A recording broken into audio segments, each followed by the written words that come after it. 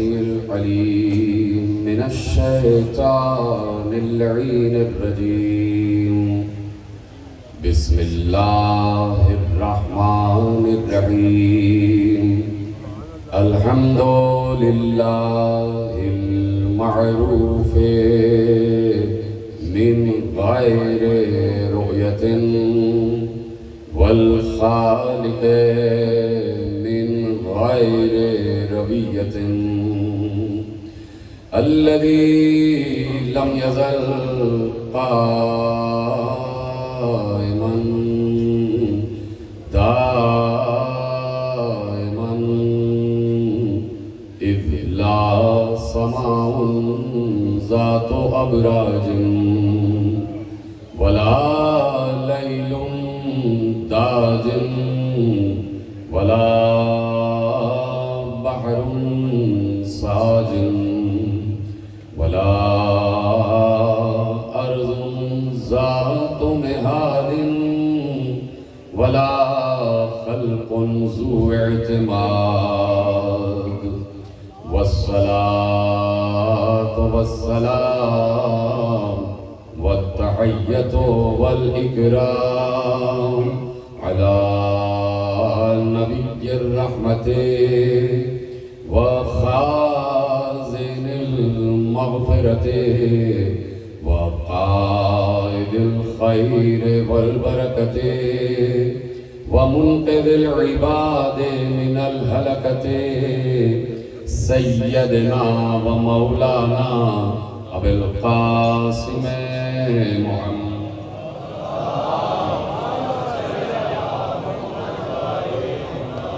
وأهل بيته الطيبين الطاهرين المعصومين المظلومين المنتخبين المنتجبين الذين أذهب الله عنهم الرجس وطهرهم تطهيرا.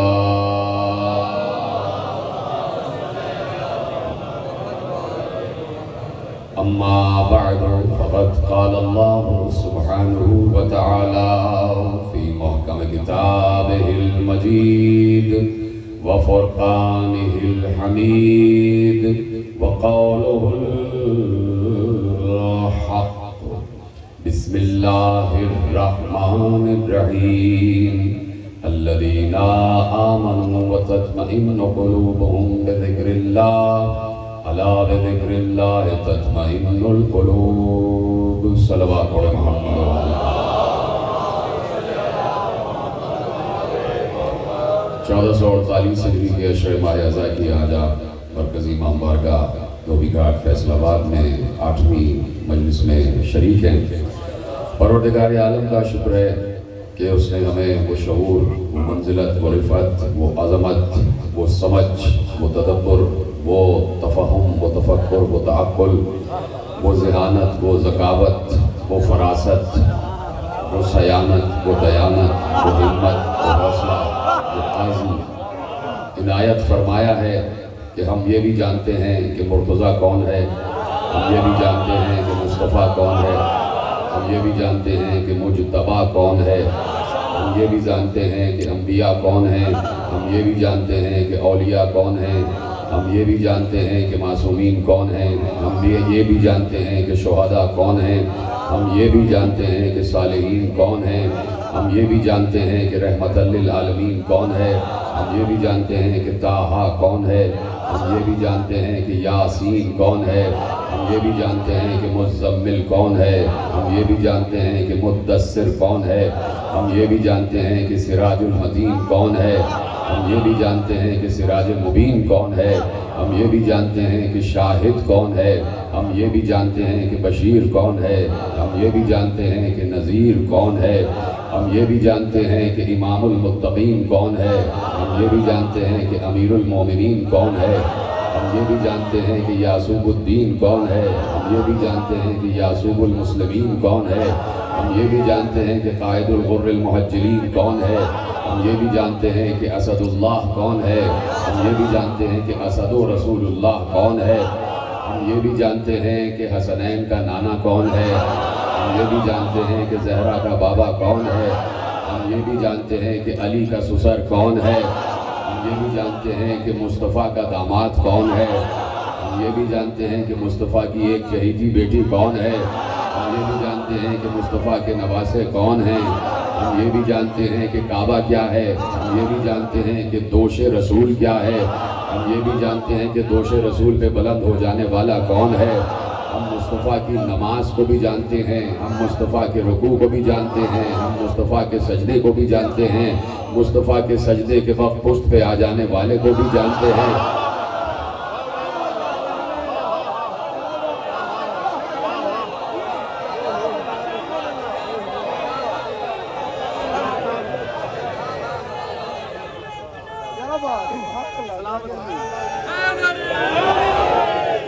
مومنین ایسا نعرہ لگائیں گے کہ آواز نجف اشرف تک جانی چاہیے۔ وجہ اللہ یاد اللہ فخر جناب ابو طالب یا بدرہ مولا کائنات جناب امیر المومنین شیر خدا سپر پاور نعرہ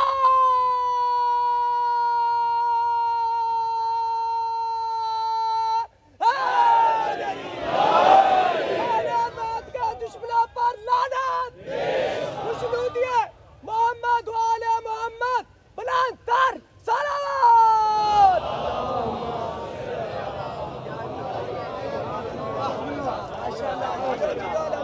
زمین سے آسمان تک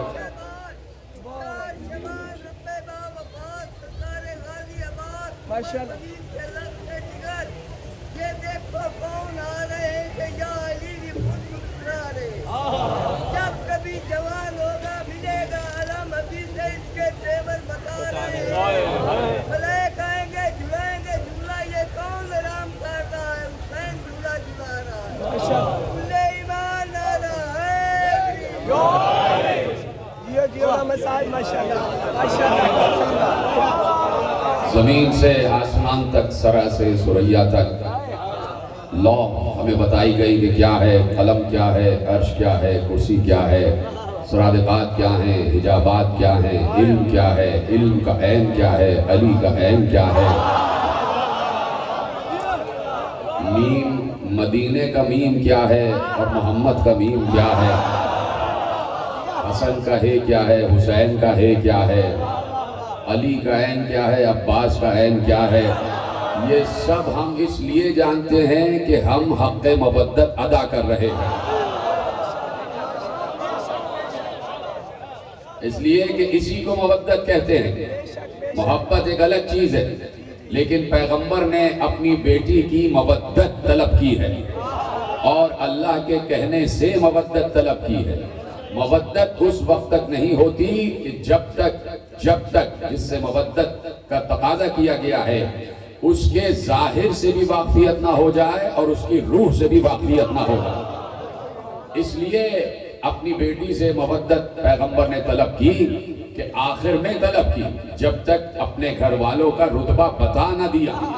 یہ کیسے ہو سکتا ہے کہ امت میں جہاں اتنے بڑے بڑے اجلہ اصحاب کرام ہوں رضوان اللہ تعالی علیہم اجمعین، کہ جو پیغمبر پر جان نثار کر رہے ہوں، جو پیغمبر کی شمع رسالت کے پروانے ہوں، جو پیغمبر کے پسینے پہ خون بہا دینے والے ہوں، کہ جو پیغمبر کے علم سے اپنی علم کی پیاس بجھا لینے والے ہوں، جو پیغمبر کے نقش قدم پر چل رہے ہوں، جو پیغمبر کے پسینے کو اپنے لیے دوا سمجھتے ہوں، جو پیغمبر کے لعاب کو اپنے لیے خوشبو سمجھتے ہوں، جو پیغمبر کی زلفوں کی تعریف کر رہے ہوں، جو پیغمبر کی پیشانی کی تعریف کر رہے ہوں، جو پیغمبر کے ابرو کی تعریف کر رہے ہوں، جو پیغمبر کی پلکوں کی تعریف کر رہے ہوں، جو پیغمبر کی آنکھوں کی تعریف کر رہے ہوں، جو پیغمبر کے رخسار کی تعریف کر رہے ہوں، جو پیغمبر کی بینی کی تعریف کر رہے ہوں، جو پیغمبر کے لبھائے مبارک کی تعریف کر رہے ہوں، جو پیغمبر کے دندان مبارک کی تعریف کر رہے ہوں، جو پیغمبر کے زبان مبارک کی تعریف کر رہے ہوں، جو پیغمبر کے زبان کی تعریف کر رہے ہوں، ہوں، جو پیغمبر کے حلق کی تعریف کر رہے ہوں، جو پیغمبر کے حلقوم کی تعریف کر رہے ہوں، جو پیغمبر کے سینے کی تعریف کر رہے ہوں، جو پیغمبر کے شکم کی تعریف کر رہے ہوں، جو پیغمبر کے قدم کی تعریف کر رہے ہوں، جو پیغمبر کی نالین کی تعریف کر رہے ہوں، جو پیغمبر کے ہاتھوں کی تعریف کر رہے ہوں، جو پیغمبر کی شریعت پر عمل کر رہے ہوں، جو پیغمبر کی فقہ پر عمل کر رہے ہوں، جو پیغمبر کے ساتھ قیام کر رہے ہوں، جو پیغمبر کے پیچھے رکوع کر رہے ہوں، جو پیغمبر کے پیچھے سجدے کر رہے ہوں، جو پیغمبر کے پیچھے سلام پڑھ رہے ہوں، جو پیغمبر سے مصافحہ کر رہے ہوں، جو پیغمبر سے معانقہ کر رہے ہوں، جنہوں نے پیغمبر کو حالت ایمان میں دیکھا ہے اور اس کے ساتھ ساتھ پیغمبر کو حالت ایمان میں دیکھا ہے اور اس کے ساتھ ساتھ خندق میں کل ایمان کو دیکھا ہے، یہ کیسے ہو سکتا ہے کہ اتنے بڑے بڑے صحابہ کے ہوتے ہوئے پیغمبر کہیں مودت کرو تو علی سے، فاطمہ سے، حسن سے، حسین سے؟ مبرین آپ ہی اب تک دونوں ہاتھ اٹھا کے من کنتا مولا جبریل کا مولا بودر کا مولا کمبر کا مولا دمشق کلندر دمشق کلندر دمشق کلندر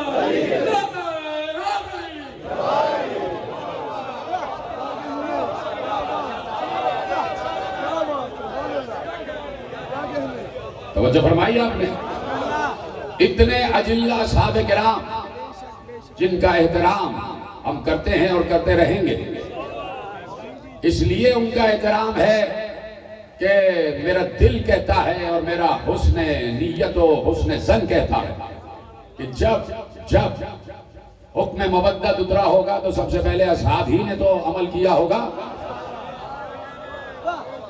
حکم مودت قرآن میں ہے، حکم مودت قرآن میں ہے، اور صحابہ یہ کیسے کر سکتے ہیں کہ قرآن کی آیت پر عمل نہ کریں؟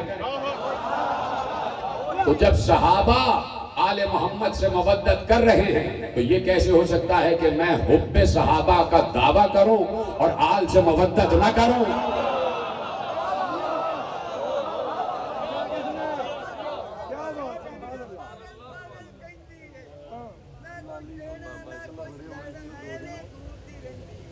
جلدی کرو بابا۔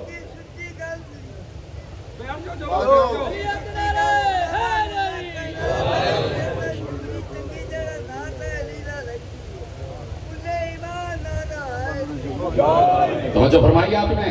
یہ کیسے ہو سکتا ہے کہ ہم پیغمبر سے محبت کرنے والوں سے محبت کرنے کا دعویٰ کریں؟ تو محبت صرف دعوے کا نام نہیں ہے، محبت عمل کا بھی نام ہے، اور مودت محبت سے بھی بڑی منزل کا نام ہے۔ اور بڑی منزلیں یاد رکھنا، بڑی منزلیں، بڑے درجے ہمیشہ بڑے لوگوں کے ہی حصے میں آتے ہیں۔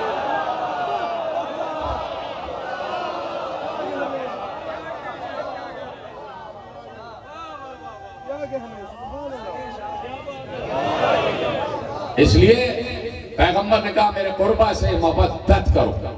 مودت کیسی مودت؟ کیسی مودت؟ 2-4 دن پہلے کی تقریر سے متصل ہو رہا ہوں۔ مودت کیسی؟ کوئی ہے جو اس وقت حضرت ابراہیم علیہ السلام کا منکر ہو؟ کوئی ہے جو اس وقت حضرت اسماعیل علیہ السلام کا منکر ہو؟ کوئی ہے جو اس وقت حضرت حاجرہ سلام اللہ علیہ کا منکر ہو؟ کوئی ہے جو اس وقت کعبے کا منکر ہو؟ کوئی ہے جو اس وقت بیت اللہ کا منکر ہو؟ اگر کوئی ہے کہ جو حج بیت خدا کا منکر ہو، کوئی ہے جو صفا و مروہ کی سعی کا منکر ہو، کوئی ہے جو خانہ کعبہ کے طواف کا منکر ہو؟ کوئی نہیں۔ اس لیے کہ اگر ان تمام میں سے جو میں نے ابھی آپ کے سامنے عرض کیا کسی ایک سے بھی انکار کیا تو گویا پورے دین سے انکار ہو گیا۔ حضرت ابراہیم کا انکار، دین سے انکار، اسماعیل کا انکار، دین سے انکار، حاجرہ کی سعی کا انکار، دین سے انکار، بیت اللہ کے طواف کا انکار، دین سے انکار، سرزمین مکہ سے انکار، دین سے انکار۔ حضرت ابراہیم کی نسل آج تک چل رہی ہے اور درود بھی آل ابراہیم پر ہے، درود بھی آل ابراہیم پر ہے۔ تو حضرت ابراہیم بہت بلند، بہت بڑی اور بہت عظیم ہستی کا نام ہے۔ صلوات پڑھ دیا کریں محمد و آل محمد۔ یہ طرف آگے والے طرف دیکھتے ہیں، مجھے اتنا سا آپ پر آتا ہے کہ جو آگے بیٹھے نا وہ مجھے دیکھتے ہیں، پیچھے والے ادھر دیکھتے رہے، وہ الگ بات ہے، کوئی بھی آ رہا ہے، لیکن جب اہم بات ہوا کرے تو مجھے لگتا ہے کہ میری بات آپ کی کوئی اہمیت ہی نہیں رکھتی۔ ادھر کیا دیکھ رہے ہیں؟ صلوات پڑھیں محمد و آل محمد۔ ختم کر دیتا ہوں بات، اگر آپ ہی نہیں سن رہے کیوں لکھتے ہیں آپ؟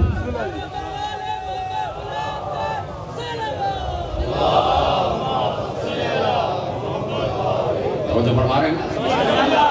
کہ میں نے اسی لیے عرض کیا کہ کوئی ان شعائر سے انکار نہیں کر سکتا، اور کرے گا تو دین سے خارج ہو جائے گا، دین سے خارج ہو جائے گا۔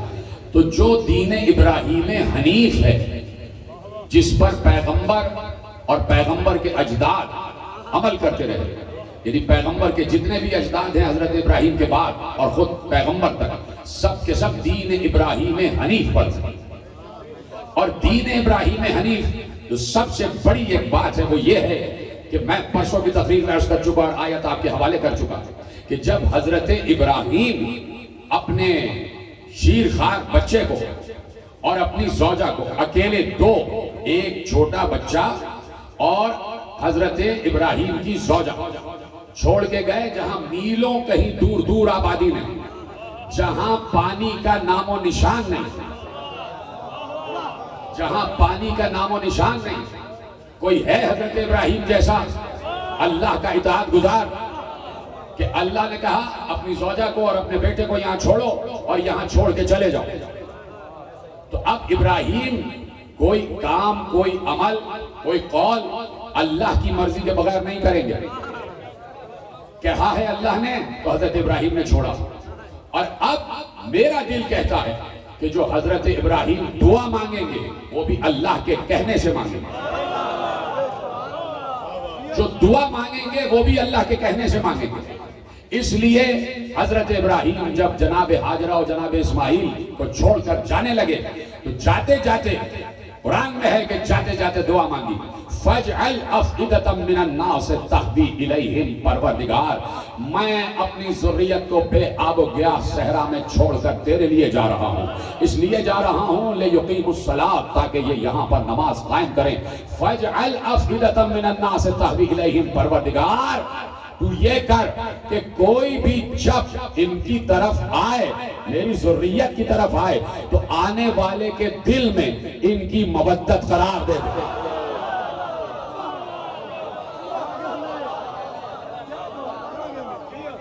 آنے والے کے دل میں ان کی مودت قرار دے۔ ارے آنے والا صرف یہ نہیں کہا کہ مومنین کے دل میں یا مسلمین کے دل میں، کہا نہیں، انسانوں کے دل میں۔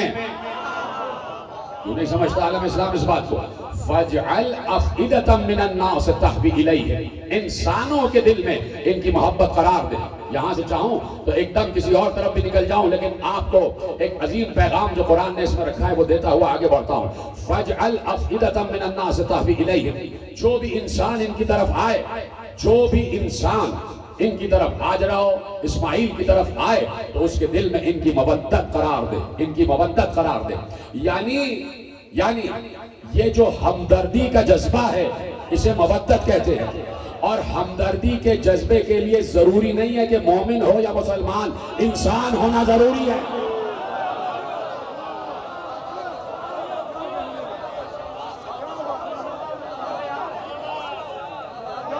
انسان ہونا ضروری ہے۔ اس لیے اللہ نے درد کا پہلو رکھا انبیاء کی تاریخ میں۔ کہاں بیٹھے ہیں؟ انبیاء کی تاریخ میں درد کا پہلو رکھا، یعنی کوئی نبی بھی ایسا نہیں ہے سوائے ایک یا دو کے، وہ بھی جناب داؤد اور سلیمان کو جب حکومت ملی ہے تو اس سے پہلے کہ ان کے حالات دیکھیے، ان کے حالات بھی درد سے آشنا تھے۔ کوئی نبی بھی ایسا نہیں ہے کہ جو درد و بے کسی کے عالم میں نہ گزرا ہو، جس پر اس کی امت نے ظلم نہ ڈھایا ہو، اور جس نے کبھی پلٹ کے، بہت کم انبیاء کے متعلق آپ نے سنا ہوگا، لیکن ہر نبی نے اپنی امت کے دیے گئے زخم پر صبر کیا۔ اس لیے اللہ نے یہ درد کا پہلو رکھا آدم سے لے کے خاتم تک۔ جب داؤد اور سلیمان کو حکومت دے سکتا ہے تو پیغمبر کو تو اس سے بڑی حکومت دے سکتا تھا. کیا سنا آپ نے؟ کیا سنا آپ نے؟ جب حضرت داؤد و سلیمان کو ظاہری حکومت دے سکتا تھا تو پیغمبر تو فخر داؤد و فخر سلیمان تھے. ان سے بڑی حکومت دیتا اور حکومت ورثے میں ملتی کہ جناب ہاشم سے حکومت شروع ہو جاتی. عرب کا بادشاہ بنا دیتا اور پھر بادشاہ کا ولی عہد ہوتا مصطفیٰ اور پھر مصطفیٰ بادشاہ بنتے. وہ علیحدہ بات ہے کہ پھر مصطفیٰ کا ولی عہد تو انہیں غدیر سے ہی لینا پڑتا.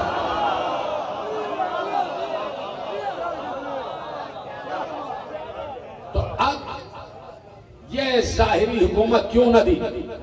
اس لیے کہ اللہ کو معلوم ہے کہ یہ ظاہری حکومت اس لیے نہیں دے رہے کہ دنیا ختم ہونے والی ہے. اس کی قسمت میں فنا ہے اور میں کسی فنا چیز کو اپنے محبوب بقا کو کیوں عطا کر دوں؟ وہ محبوب کہ جس کا چہرہ باقی رہنے والا ہے، کسی فانی چیز کو اسے کیوں دے دوں کہ جسے الٹیمیٹلی ختم ہی ہونا ہے، جس حکومت کو یعنی حتمی طور پر اختتام پذیر ہی ہونا ہے، وہ میں اپنے محبوب کو کیوں دے دوں؟ وہ میں رحمت کو کیوں دے دوں؟ اگر رحمت کو، جملہ دے رہا ہوں، اگر رحمت للعالمین کو یہ حکومت دنیا کی دے دیتا تو ضروری اور واجب تھا کہ اس دنیا پر عذاب نہ آئے.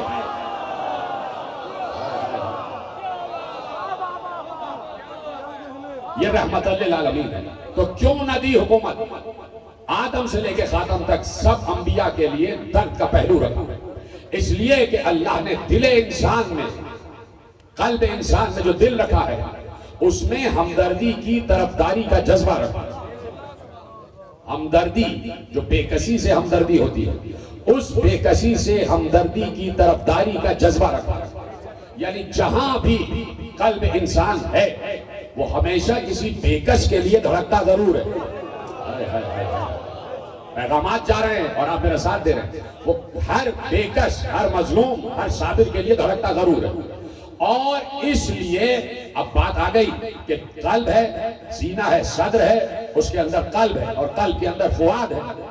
اور یہ فؤاد جو ہے، اس میں تقریر کر چکا 3 سال پہلے، یہ فؤاد جو ہے یہ طے کرتا ہے کہ انسان کو مثبت کی طرف جانا ہے یا منفی کی طرف، حق کی طرف جانا ہے یا باطل کی طرف، سویرے کی طرف جانا ہے یا اندھیرے کی طرف، تاریکی کی طرف جانا ہے یا ظلمت کی طرف، شام کی طرف آنا ہے یا کوفے کی طرف. یہ فؤاد طے کرتا ہے. تو جب سینے میں دل میں فؤاد، اور اس دل میں بے کسی و صبر و عزم و ہمت و حوصلے سے طرفداری کا جذبہ رکھ دیا، تو اب اس لیے پیغمبر کو اور ان کی آل کو دنیاوی حکومت، یعنی جو داؤد و سلیمان کی بتا رہا. نہیں تو یہ تو آپ کے پاس بالکل محفوظ ہے کہ پیغمبر اپنی حد تک، اپنی حیات تک سلطنت اسلامیہ کے حکمران تھے، فرما روا تھے.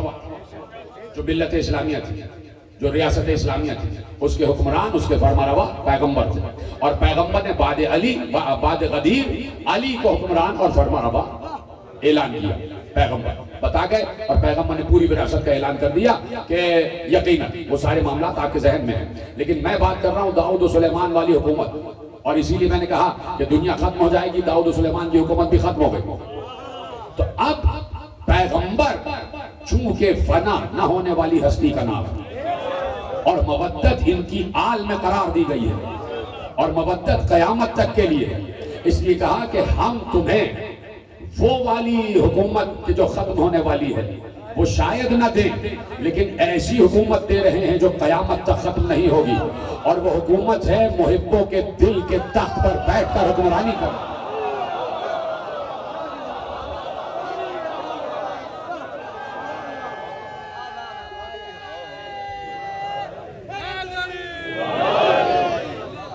کہ امت کے دلوں کے تخت پر بیٹھ کر حکمرانی کرو، اور اس حکمرانی کو اللہ نے ملک عظیم کے نام سے یاد کیا. کہ ہم نے آل ابراہیم کو ملک عظیم دیا. آپ سن چکے پورا اشرا، اس پر دہرانا نہیں ہے. ہم نے آل ابراہیم کو ملک عظیم دیا. اب لاؤ حضرت آدم سے لے کے حضرت عیسیٰ تک 1,24,000 انبیاء، حضرت جبرائیل سے لے کے دردائیل تک खरब हा खरब मलाइका, जिन, इंसान, हजरत इब्राहिम जैसा उलुल आज़म, हजरत मूसा जैसा उलुल आज़म, हजरत ईसा जैसा उलुल आज़म, हजरत नूह जैसा उलुल आज़म, ऐसे ऐसे अंबिया गुजर गए। जिन्नात, इंसान, फरिश्ते, मलाइका, औलिया, शुहदा, सालिहीन, सिद्दीकीन, लाख कोई ऐसा जुमला दे दो अगर इजाजत से, जाया ना करिएगा। इतने बड़े बड़े अंबिया और उनकी ज़ुर्रियत गुजर गई, दुरूद सिर्फ मोहम्मद व आले मोहम्मद पर है, किसी पर नहीं।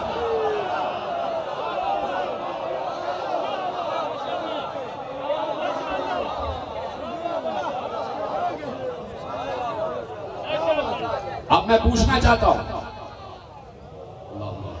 बड़े दवा से सलवात पढ़े मोहम्मद व आले मोहम्मद। अब मैं पूछना चाहता हूं एक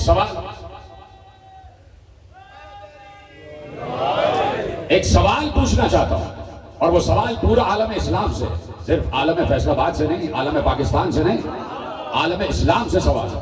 सिर्फ आलम इस्लाम के आम लोगों से नहीं, आलम इस्लाम के खुसूसी लोगों से सवाल है। आलम इस्लाम के सिर्फ खुसूसी लोगों से नहीं, खुसूसी लोगों में उलमा से सवाल है। तो सवाल ये है कि अगर नमाज में, देखिए कह चुके, अहमद इब्न हम्बल भी कह चुके, इमाम शाफई भी कह चुके कि ऐ आले मोहम्मद मैं तुम्हारे मर्तबे के बारे में क्या कहूं कि किसी की नमाज उस वक्त तक कबूल नहीं होती जब तक वो तुम पर दुरूद न पढ़ ले। किसी की नमाज उस वक्त तक कामिल नहीं होती, कबूल नहीं होती जब तक वो तुम पर दुरूद न पढ़ ले। तो सवाल ये है कि अगर नमाज में दुरूद न पढ़ा जाए तो नमाज बातिल। एक सवाल ये हो गया। अब दूसरा सवाल, दुरूद किस पर पढ़ा जाए? सबको बोलना है, सबको बोलना है। दुरूद किस पर पढ़ा जाए? दुरूद पढ़ा जाएगा मोहम्मद व आले मोहम्मद पर। यह है ना वाजिब।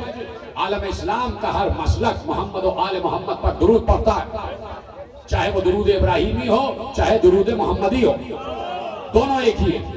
मोहम्मद व आले मोहम्मद पर दुरूद पढ़ता है आलम इस्लाम का हर फर्द। उसको मालूम है कि दुरूद पढ़ा और अगर मोहम्मद व आले मोहम्मद पर पढ़ा तो नमाज कबूल होगी। अगर दुरूद पढ़ा और किसी और पर पढ़ दिया,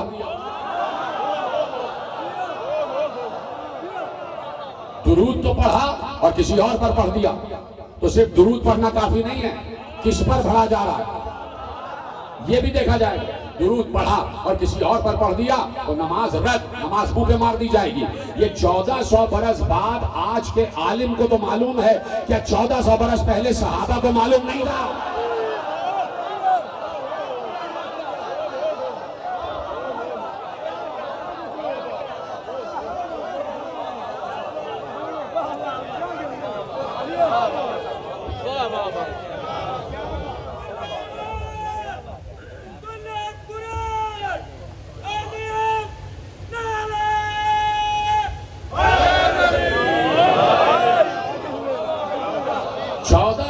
पहले अस्हाब किराम रिज़वानुल्लाह ताला अलैहिम अजमईन, उनको भी ये बात मालूम थी।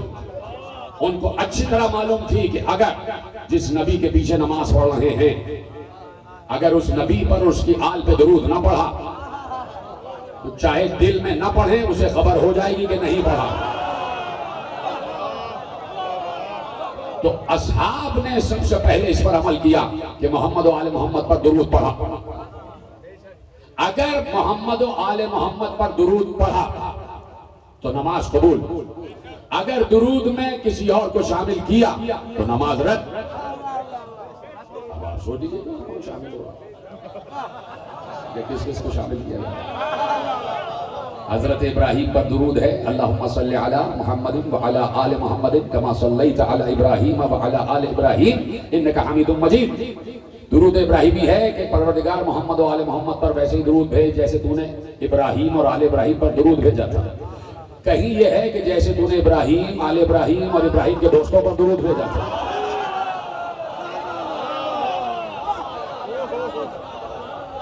तो आले मोहम्मद का सबसे बड़ा मुल्क यह है कि उन पर कयामत तक दुरूद, उन पर कयामत तक दुरूद है। और वो दुरूद मबद्दत की सबसे बड़ी शक्ल है। درود مودت کی سب سے بڑی شکل ہے کہ اگر اٹھتے بیٹھتے چلتے پھرتے کھاتے پیتے سوتے جاگتے ہر وقت حق مودت ادا کرنا چاہتے ہو تو درود مسلسل رہے، تاکہ معلوم ہو کہ تمہارے دل میں کون ہے اور زبان پر کون ہے،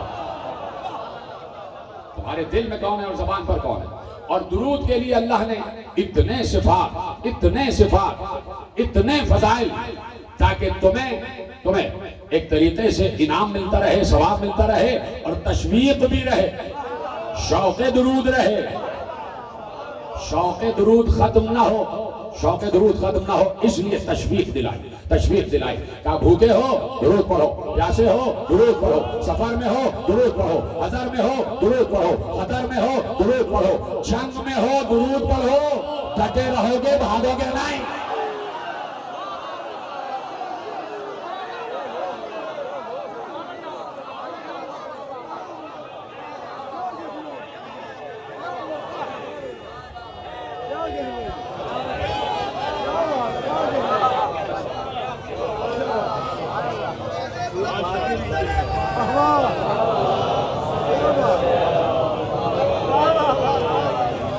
اتنی تشویق، اتنا شوق دلایا کہ درود ہر حال میں واجب ہے، ہر مسئلے کا حل ہے درود۔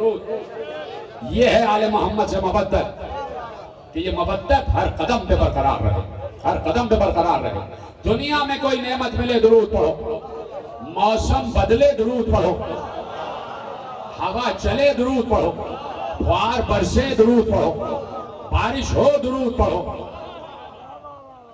نیا پھل آئے درود پڑھو، پھول کھلے درود پڑھو، پھولوں کی خوشبو سونگھو درود پڑھو، پھول پھل میں تبدیل ہوں درود پڑھو، نیا دن طلوع ہو درود پڑھو، سورج طلوع ہو درود پڑھو، سورج غروب ہو درود پڑھو، چاند طلوع ہو درود پڑھو، دن رات میں بدلے درود پڑھو، رات دن میں بدلے درود پڑھو، درود پڑھو، درود پڑھو، درود پڑھو۔ اس کا مطلب ہے کہ پھل بنانے والے بھی یہی، پھول میں خوشبو لانے والے بھی یہی، دن کو رات میں بدلنے والے بھی یہی۔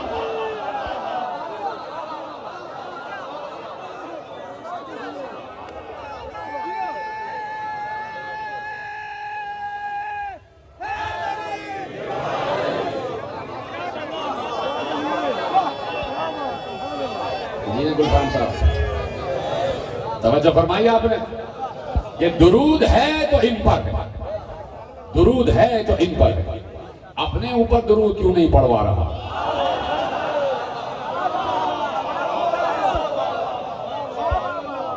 توجہ کر رہے ہیں نا؟ اس لیے نہیں کہ جس کا رابطہ ہم سے ہے درود اسی پر ہوگا، اللہ سے رابطہ تو ان کے ذریعے سے ہے، اللہ سے تو ان کے ذریعے سے مربوط ہے، اللہ سے تو ان کے وسیلے سے مربوط ہے، ہماری دعائیں ان کے وسیلے سے قبول، ہماری نمازیں ان کی نمازوں کے صدقے میں آسمانوں تک پہنچتی ہیں، اور پہنچتی اس وقت ہے جب ان پر درود پڑھ لیا جائے۔ آل پر درود نہ پڑھا جائے تو نمازیں بھی آسمانوں تک نہیں پہنچتی، نہ معلوم کس کس کے منہ پہ مار دی جاتی ہوں گی، کچھ لوگوں کے منہ پہ ماری جاتی ہے اس لیے پھٹکار برستی ہے منہ پہ، کہ جب آل محمد سے بغض ہوگا، محمد و آل محمد سے دشمنی ہوگی، تو یقیناً اللہ ایسی عبادتوں کو قبول نہیں کرتا، کہ جیسی عبادت ہم نے کہی ہے ویسی عبادت کرو، اور اسی عبادت کا شوق و تشویق دلایا ہے اللہ نے، کہ بس عبادتوں میں نکھار آ جاتا ہے، عبادتوں میں بہار آ جاتی ہے، عبادتوں میں خوشبو آ جاتی ہے، عبادتوں میں رنگ برنگ پہلو آ جاتے ہیں، کہ جب 14 کا تذکرہ درود کے ذریعے کرتے ہو تو 14 رنگ کی عبادت ہو جاتی ہے، کسی عبادت میں رحمت جھلکتی ہے، کسی عبادت میں شجاعت جھلکتی ہے، کسی عبادت میں عصمت جھلکتی ہے، کسی عبادت میں حسن جھلکتا ہے، کسی عبادت میں صبر جھلکتا ہے، کسی عبادت میں عبادت کی زینت جھلکتی ہے، کسی عبادت میں باقر العلوم جھلکتا ہے، کسی عبادت میں جعفر صادق کا صدق جھلکتا ہے، کسی عبادت میں موسی کاظم کا ضبط جلال جھلکتا ہے، کسی عبادت میں علی رضا کی رضا جھلکتی ہے، کسی عبادت میں محمد تقی کا تقوی جھلکتا ہے، کسی عبادت میں علی نقی کی نقاوت جھلکتی ہے، کسی عبادت میں حسن عسکری کی ہیبت جھلکتی ہے، اور ہماری عبادتوں میں تو غیبت بھی جھلکتی ہے، ہیبت بھی جھلکتی ہے، روب بھی جھلکتا ہے، تاب بھی جھلکتا ہے۔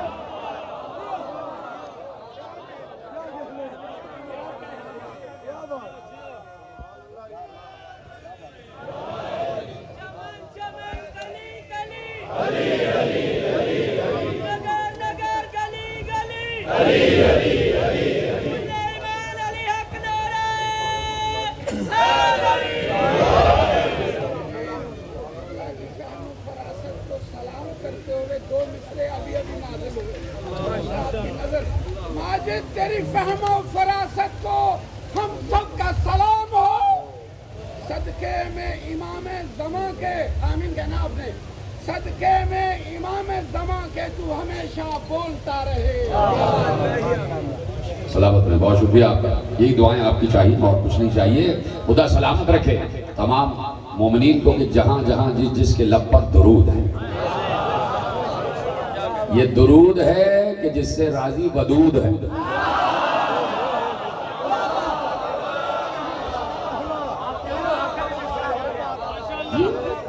جس سے راضی رب ودود ہے.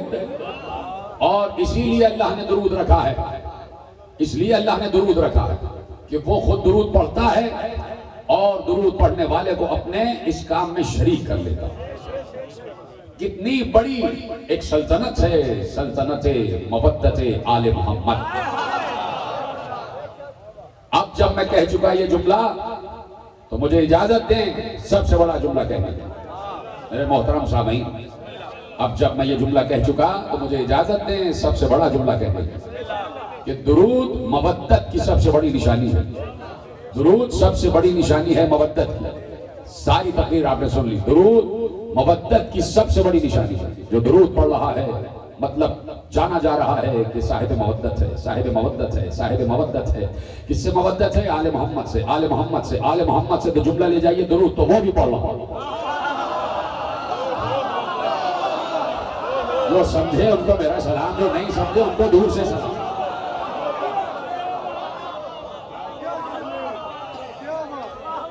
درود تو وہ بھی پڑھ رہا. اس کا مطلب ہے کہ مودت میں ہم اور وہ.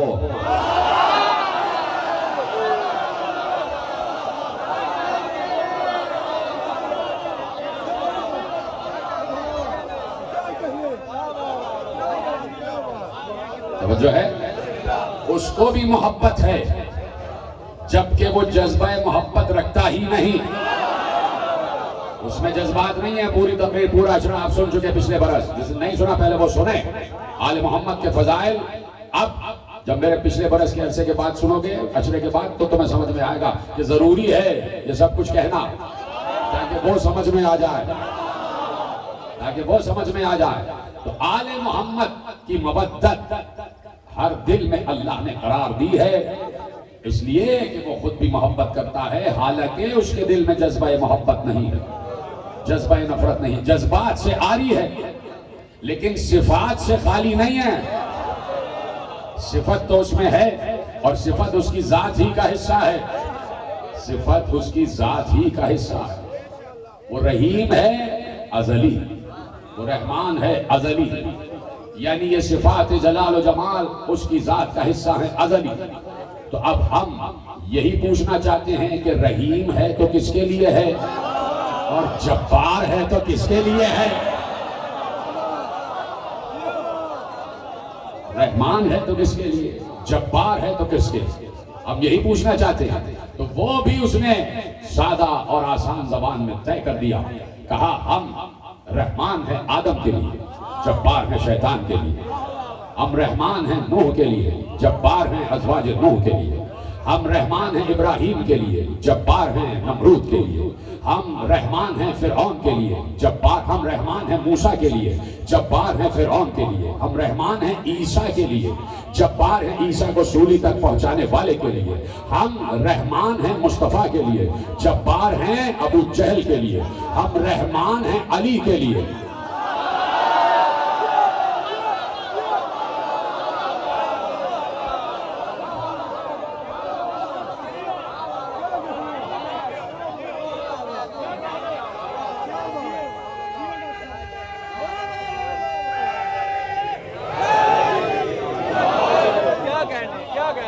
ہم رحمان ہیں علی کے لیے، جبار تم خود طے کرو کس کے لیے ہونا چاہیے. ہم رحمان ہیں حسن مجتبیٰ کے لیے، جبار تم خود دیکھ لو کس کے لیے ہونا چاہیے. اور اب تو اللہ نے کہا ایسی منزل پر لے آیا کہ جو چپ رہے گا ہم ہر چپ رہنے والے کے لیے جبار ہو جائیں گے. ہم رحمان ہیں حسین کے لیے، جبار ہیں یزید کے لیے.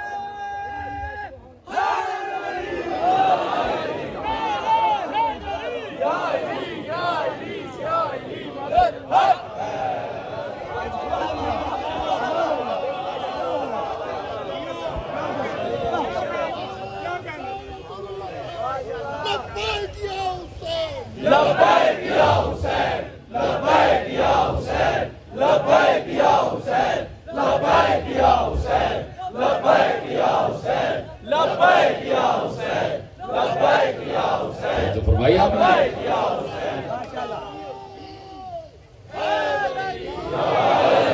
ہم رحمان ہیں حسین کے لیے اور جبار و قہار ہیں ہر یزید کے لیے.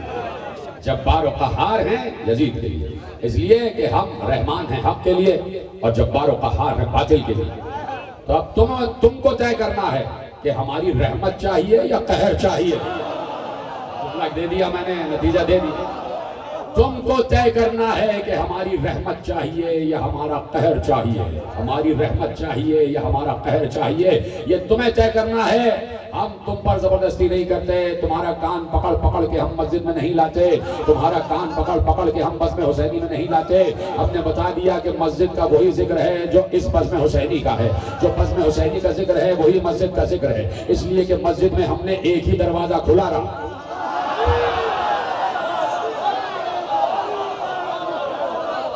مسجد میں ہم نے ایک ہی دروازہ کھلا رکھا اور وہ دروازہ تھا علی و فاطمہ کے گھر کا. تو جس نے یہ دروازہ کھولے رکھا ہے اس کے لیے ہم رحیم. جس نے بند کر دیا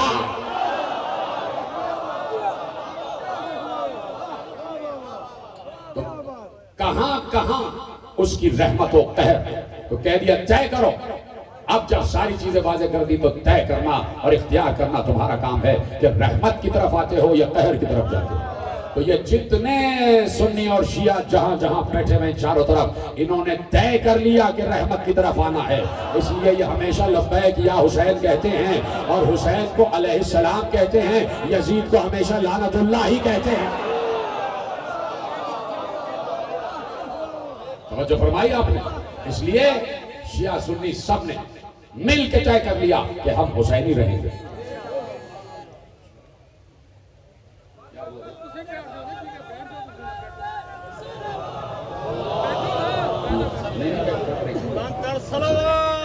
نعرہ تو پورا لگایا کرو بھائی. ایک نعرہ کہہ کے چپ ہو جاتے ہو تو پورا بدمہ ڈسٹرب ہو جاتا ہے.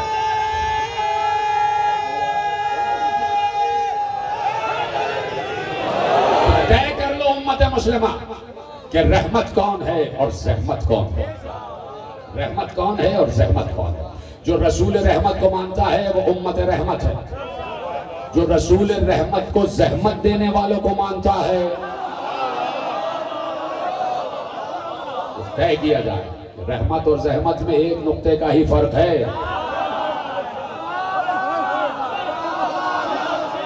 ایک نقطے ہی کا فرق ہے. ایک نقطے ہی کا فرق ہے. رحمت میں دو نقطے ہیں، پتہ نہیں لعنت میں کتنے نقطے ہیں، یہ آپ طے کرتے چلے جائیں. تو اب جو امت رحمت ہے وہ رسول پر درود پڑھتی ہے، چاہے شیعہ ہوں چاہے سنی ہوں. یہ سب ہم نے سیکھا ہے آثار صحابہ سے جو یہاں تک چلے آئے کہ یقیناً مودت رکھی جائے، یقیناً محبت کی جائے، یقیناً اپنے دل میں جمال کا پہلو اجاگر کیا جائے، اپنے دل میں جمال خدا کو جگہ دی جائے، اپنے دل میں جمال خدا کو دیکھا جائے. اور وہ جمال خدا یقیناً وجہ اللہ ہے. وہ جمال خدا کا مظہر وجہ اللہ ہے. یعنی وجہ اللہ میں کہہ چکا کہ جو دین کی طرف رہنمائی کرے گا. اور وجہ اللہ اللہ کا چہرہ، یعنی دیکھ کے علی کو بتاؤ، علی کو دیکھ کے بتاؤ کہ اللہ اس وقت ناراض ہے یا راضی ہے. اگر یہ ناراض تو اللہ ناراض، اگر یہ راضی تو اللہ راضی. تو یہ ہے وجہ اللہ، یہ ہے چہرہ. دھوکا ہو گیا لوگوں کو، دھوکا ہو گیا لوگوں کو کہ علی آ گئے، علی آ گئے، علی آ گئے. علی نے آ کے نقاب اٹھائی کہ علی نہیں عباس ہے.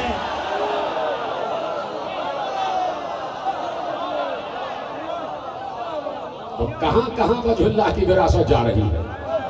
اس لیے علی نے عباس مانگا کہ پروردگار مجھے عباس جیسا بیٹا دے دے جو ہو بہو میری شبیہ ہو. یہ کیسے ہو سکتا ہے کہ کربلا میں شبیہ رسول تو آئے اور شبیہ علی نہ آئے.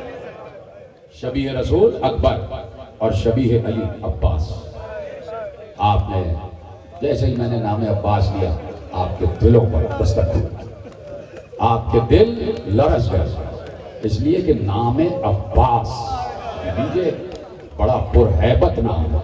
ہوں گے اور بھی لوگوں کے نام عباس، لیکن جب علی نے اپنے بیٹے کا نام عباس رکھا تب پتا چلا کہ واقعاً عباس کسی کو ہونا چاہیے، علی کے بیٹے ہی کو عباس ہونا چاہیے۔ عجیب نام تھا، نام مکتوبی شکل میں دیکھو تو لگتا ہے پنجہ، کبھی دیکھنا عباس کا نام لگتا ہے جیسے واقعی پنجہ دیکھ رہے ہو، کبھی مکتوبی شکل میں دیکھو تو لگتا ہے ایثار و وفا کا پیکر، کبھی لکھا ہوا نام دیکھو تو معلوم ہوتا ہے قربانی کا مرقع، کبھی نام لکھا ہوا دیکھو تو معلوم ہوتا ہے کہ علی کی شجاعت کا شعر بیشہ شجاعت، کبھی نام لکھا ہوا دیکھو اور پڑھو تو معلوم ہوتا ہے کہ سب سے بڑا اگر اطاعت گزار معصوم ہے تو عباس۔ عباس دیکھیے، امام کاظم کا لقب ہے کاظم، کاظم کا مطلب ہے جلال پر ضبط کرنے والا، غصے پر ضبط کرنے والا، اپنے جلال کو قابو میں رکھنے والا، غیظ کو اختیار میں رکھنے والا، اس کو کہتے ہیں کاظم۔ عباس کا مطلب ہے بکھرا ہوا شیر، عباس کا مطلب ہے بکھرا ہوا شیر، پھاڑ کھا جانے والا شیر۔ نام عباس ہوتے ہوئے اگر کوئی کاظم ہو جائے، اللہ عباس کا نام ہے اور صفت ہے کاظم، کظیم ہے عباس، کہ اپنے غصے پر اپنے جلال پر قابو پایا، اس کو کہتے ہیں عباس۔ کہ شیر بیشہ شجاعت بھی ہیں، پھاڑ کھانے والا شیر بھی ہے، لیکن جیسے ہی امام نے کہا عباس تلوار نیام میں رکھ لو، عباس یہ دارالامارہ ہے مدینے کا، چھت کے نیچے جنگ نہیں ہوگی، عباس نے تلوار نیام میں رکھ لی۔ 4 محرم کو کہا عباس خیمے ہٹا دو، پانی پہ جنگ نہیں ہوگی، عباس نے تلوار نیام میں رکھ لی۔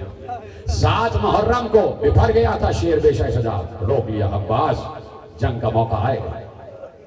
جا رہے تھے پانی لینے سکینہ کے لیے، کہ عباس دفاع کے لیے نیزہ لے جاؤ، مشق لے جاؤ، بیٹا جنگ نہیں کرنی۔ اس کو کہتے ہیں جلال پر ضبط، اس کو کہتے ہیں کاظم، اس کو کہتے ہیں صفت کظیم، یہ ہے عباس۔ کون سمجھ میں، کس کی سمجھ میں آئے کہ عباس کیا ہے؟ کون سمجھے کہ عباس کیا ہے؟ یا تو حسین سے پوچھو عباس کیا ہے، یا کربلا سے شام تک زینب سے پوچھو عباس کیا ہے،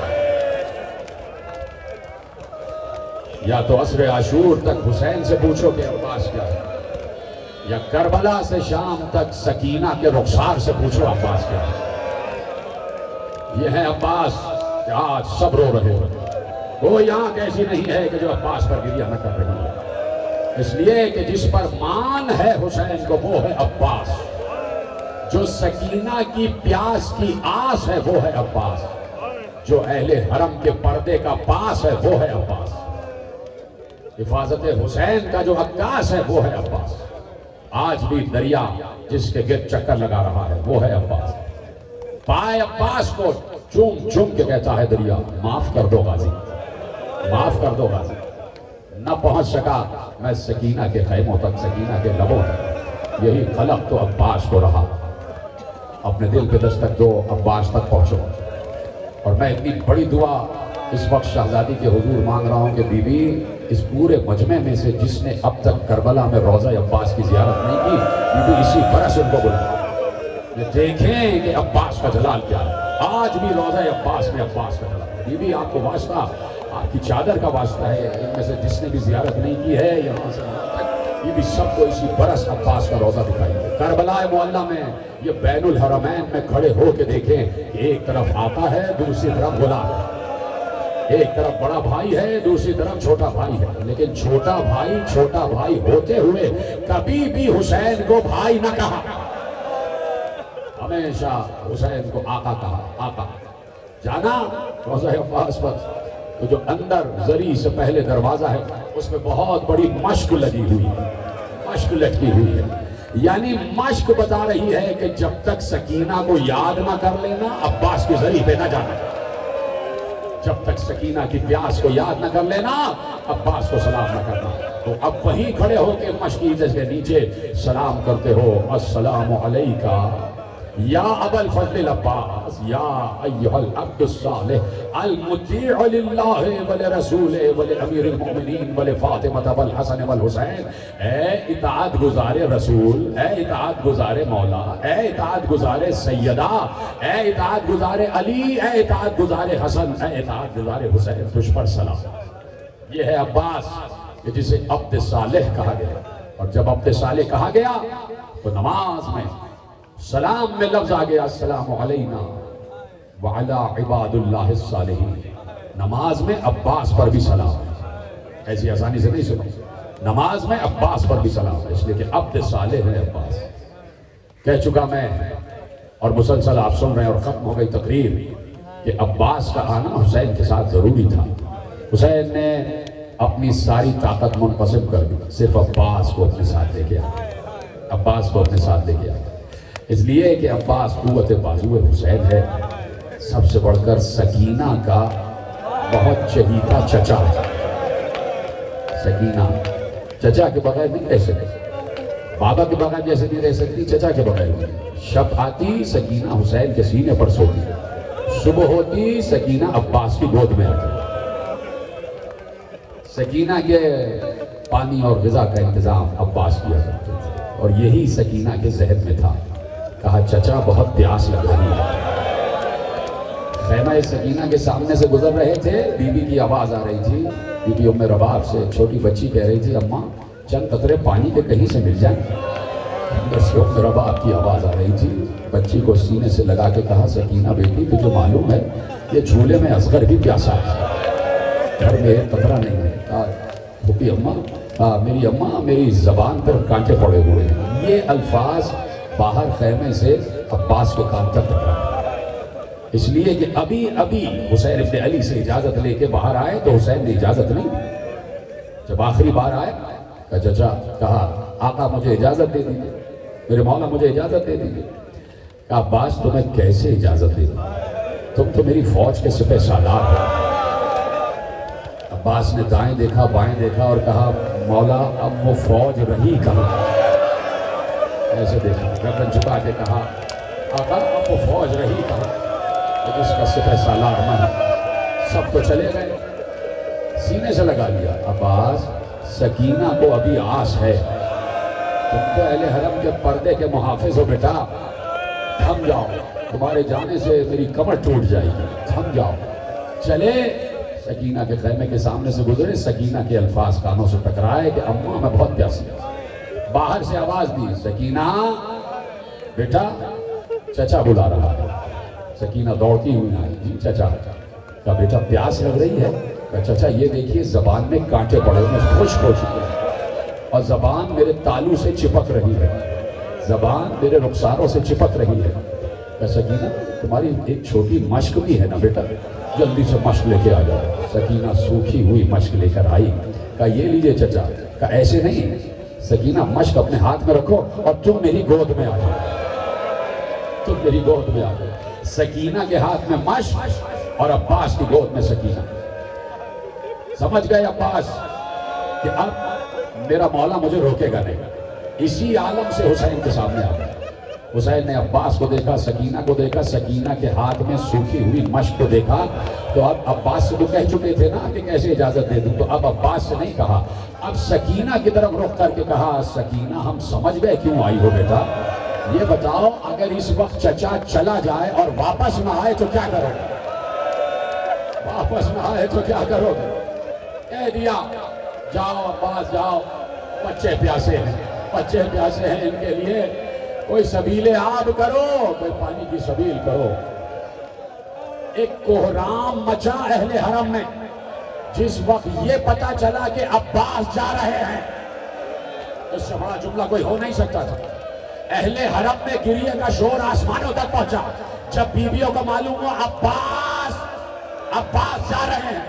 ساری بیویاں خیمے میں جمع ہو گئیں، ارے ہمارے پردے کا محافظ جا رہا ہے، ارے ہمارا اہل حرم کی آس جا رہا ہے، ہمارا نگہبان جا رہا ہے۔ عباس جانے کے لیے تیار ہوئے۔ حسین نے عباس کے ہاتھ میں قلب لشکر کا علم دیا، سکینہ سامنے کھڑی ہوئی ہے، عباس کا علم ذرا سا سلامی کے لیے جھکا، سکینہ نے اپنی مشق چچا کے ہاتھ میں دے دی، علم اور مشق عباس کے ہاتھ میں، علم اور مشق عباس کے ہاتھ میں۔ بچے 64 چھوٹے چھوٹے اس امید میں ہیں کہ چچا جا رہا ہے، پانی لینے جا رہا ہے، یہ تو وقت ہے صبح کا، تو اس میں تو ضروری ہے کہ گریہ اور طاری ہو جاتا ہے۔ اپنے آپ کو پہنچاؤ کہ چچا جا رہا ہے، پانی لینے چچا جا رہا ہے۔ سب کی آس بن گئی، اور سب کو یقین کہ چچا پانی لے کر آئیں گے، چچا عباس پانی لے کر آئیں گے، اہل حرم کا علمدار، اہل حرم کی آس پانی لے کر آئے گا، لشکر کا سپہ سالار پانی لے کر آئے گا، راستے بھر ہمیں پانی پلانے والا آج بھی پانی لے کر آئے گا۔ امید بن گئی بچوں، اور عباس جا رہے ہیں۔ جاتے جاتے ایک بار زینب نے کہا بھیا کچھ دیکھو، تم سے کچھ کہنا چاہتا۔ عباس لرز رہے تھے کہ اگر بنت علی نے روک لیا تو مجھے رکنا پڑ جائے گا، اس لیے کہ اطاعت زینب بھی مجھ پر واجب ہے۔ کہ عباس روکنے کے لیے نہیں بلایا، صرف ایک لفظ کہنا چاہتی ہے۔ جی آقا زادی، کہ لفظ یہ ہے کہ جب بابا اس دنیا سے جا رہے تھے، شب 21 رمضان میرے بابا نے مجھے بلایا، میرے ہاتھوں کو چوما، میری کلائیوں کو چوما، میرے سر کو، میرے ماتھے کو چوما۔ میں نے کہا بابا ایسا کیوں کر رہے ہیں؟ کیا تمہارے ہاتھوں میں رسیاں باندھی جائیں گی، تمہارے سر سے ردا چھینی جائے گی، تمہاری پشت پر تازیانے مارے جائیں گے؟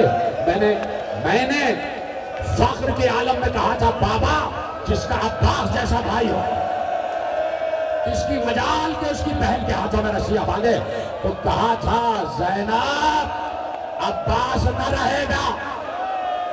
آج مجھے یقین ہو گیا عباس میرے ہاتھوں میں رسیاں باندھے گی، میرے سر سے چادر چھنے گی، اس لیے کہ تم جا رہے ہو۔ چلے گئے عباس، پہنچ گئے عباس، مارتے ہوئے پہنچے، دریا پر قبضہ کر لیا۔ سکینہ تمہارے چچا نے دریا پر قبضہ کر لیا، تمہارے چچا نے دریا میں اپنے پاؤں ڈالے، گھوڑے کے پاؤں پہنچے دریا میں۔ عباس نے ایک بار نیچے اتر کے پانی کو چلو میں لیا۔ چلو میں لینا اس لیے ضروری تھا تاکہ فوج اشقیہ کو دکھایا جائے یہ رہا پانی، آ گیا ہمارے حصے میں پانی، کر لیا ہم نے قبضہ پانی پر، کوئی نہیں روک سکتا اگر عباس اپنی ہمت پر آ جائے، اس لیے ضروری تھا دکھانا۔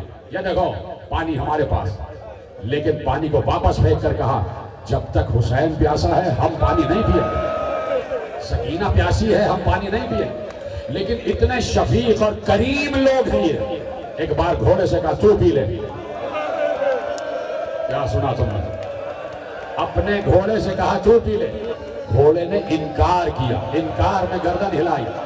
علماء عرفان نے لکھا کہ گھوڑا بھی اصل میں زبان بے زبانی سے کہہ رہا تھا کہ میرا آقا حسین پیاسا ہے، میرے آقا حسین کا ذوالجناح بھی پیاسا ہے، آقا حسین کے بچے پیاسے۔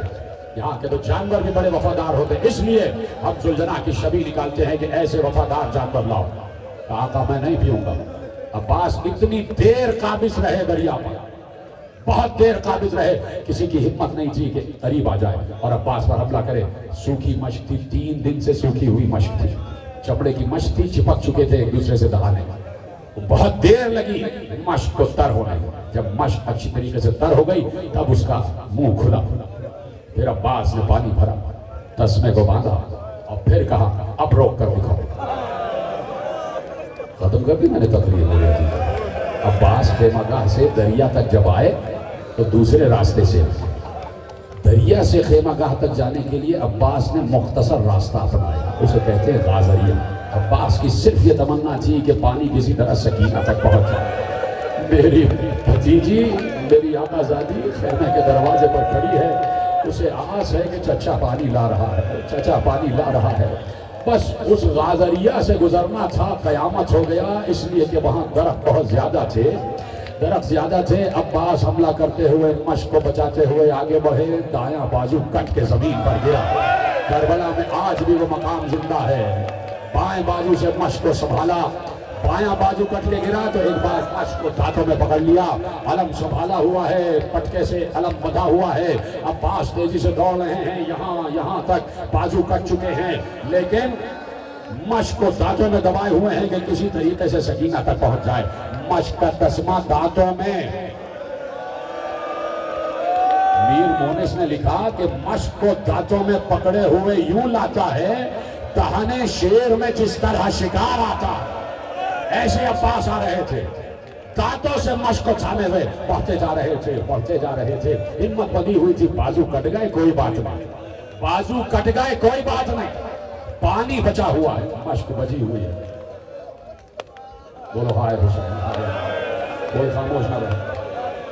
मसाइब सुनने बैठे हो तो मसाइब सुनना, आगे जो बैठे हैं उन पर रोना वाजिब है।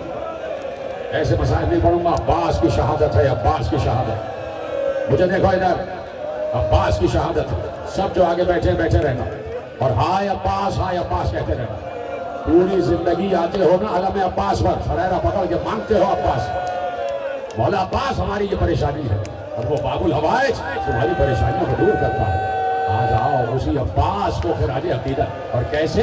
दो आंसू बहा लो, हाय अब्बास कह लो, आंसू ना निकले परवाह न करना, कम से कम सीने पे हाथ मार के हाय अब्बास कहते रहना।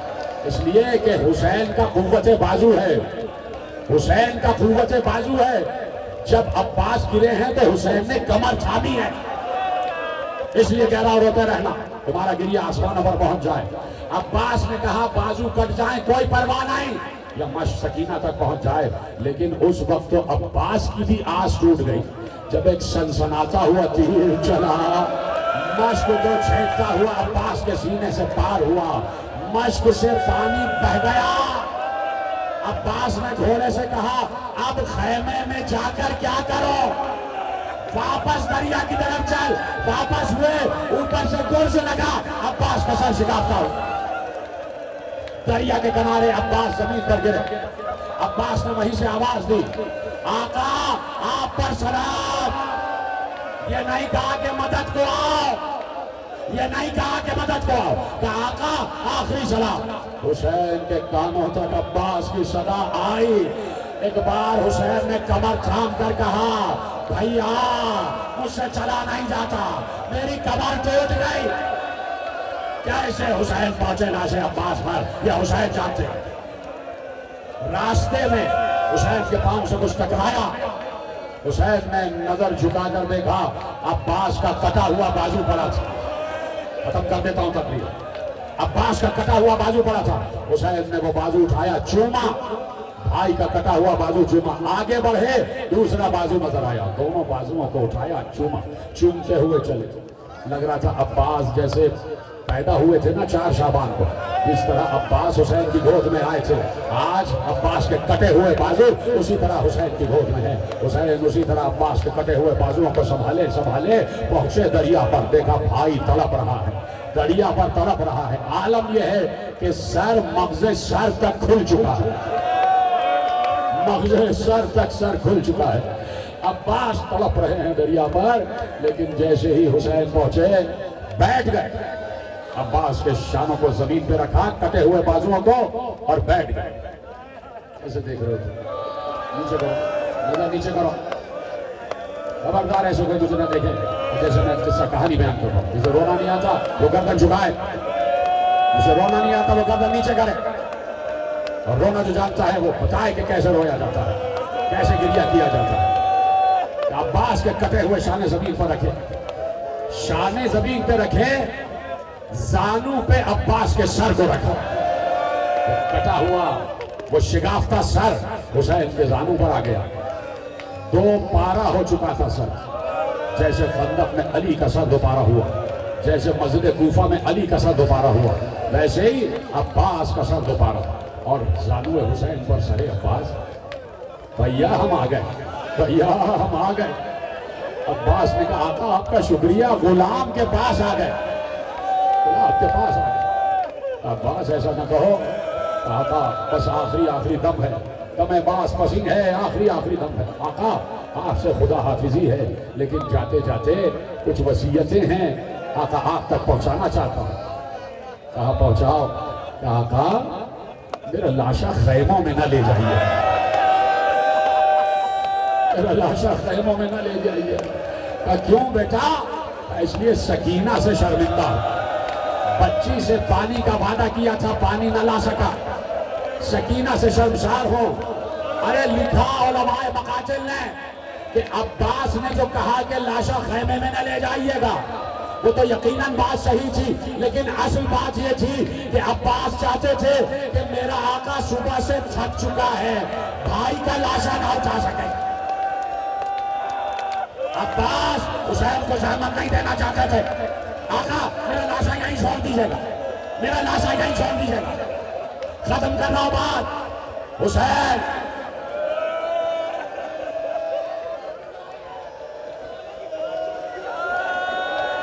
میرا بھائی کہہ رہا ہے تو لو پڑھ رہا ہوں اور یہیں پہ خود ختم ہوگی، لیکن جملہ سن لینا، جملہ سننا، سب بیٹھے رہنا۔ حسین نے، عباس نے کہا میرا لاشا خیمے میں لے جائیے گا، آقا جب میری قبر بنے تو اس میں لکھیے گا یہ سکائے سکینہ کی قبر ہے۔ اب جو میرے بھائی نے کہا وہ پڑھ رہا ہوں، اب جو بھائی نے کہا وہ پڑھ رہا ہوں۔ ایک ذاکر آیا قبر عباس پر، روزہ عباس پر، روز آ کے مسائل پڑھتا تھا، روز مسائل پڑھتا تھا۔ ایک دن شب جمعہ کو اپنے چھوٹے سے بچے کو بھی ساتھ لے آئے، بڑے مسائل ہوئے۔ جب ذریعہ عباس کھلی اور سامنے قبر عباس نظر آئی تو بچے نے اپنے بابا کا دامن پکڑ کر کہا بابا کیا بات ہے؟ کہ آپ نے ہمیشہ مجھے بتایا ہے عباس بہت بلند خط کے تھے، بہت بلند قامت کے تھے۔ کہا ہاں، کہا یہ تربت تو بہت چھوٹی ہے۔ ایک بار اس ذاکر نے سر سے امامہ پھینک کر کہا تو نے کیا یاد دلا دیا؟ ارے جب حسین عباس کے لاشے کو دریا پر چھوڑ کر واپس گئے، فوج واپس آئی، عباس کے ٹکڑے ٹکڑے کر دیے، زین العابدین نے لاشے کے